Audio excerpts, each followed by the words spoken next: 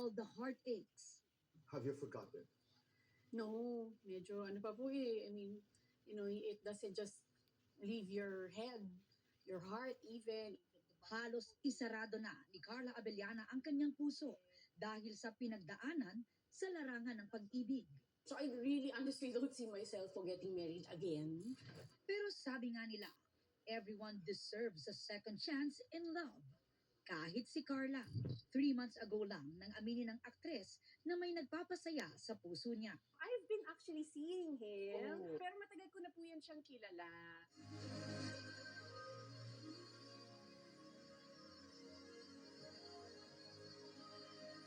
At humabol pa nga sa 2025 ang biggest plot twist ni Carla as she walks down the aisle. Ang sinasabi niyang matagal nang kilala, ang kanya palang first love na si Reginald Santos. I once read that a great love story is when two people let go of one another only to eventually find their way back to each other. Full circle moment nga raw ito para sa couple na minsang nagkahiwalay at muling nagtagpo. I can still vividly remember we were in high school. We were young back then. We fell in love, and then life had interim plans for us. 20 years man in the making, pero sinong mag-aakala na sa altar din pala ang magiging reunion nila.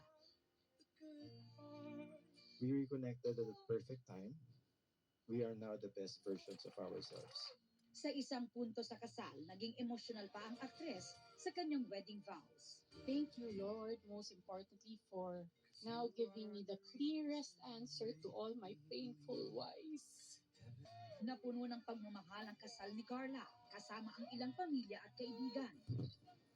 Glowing din siya in her Rosa Clara wedding gown. Sa kanyang IG post, ilang kapuso stars din ang nagpaabot ng kanilang congratulatory messages.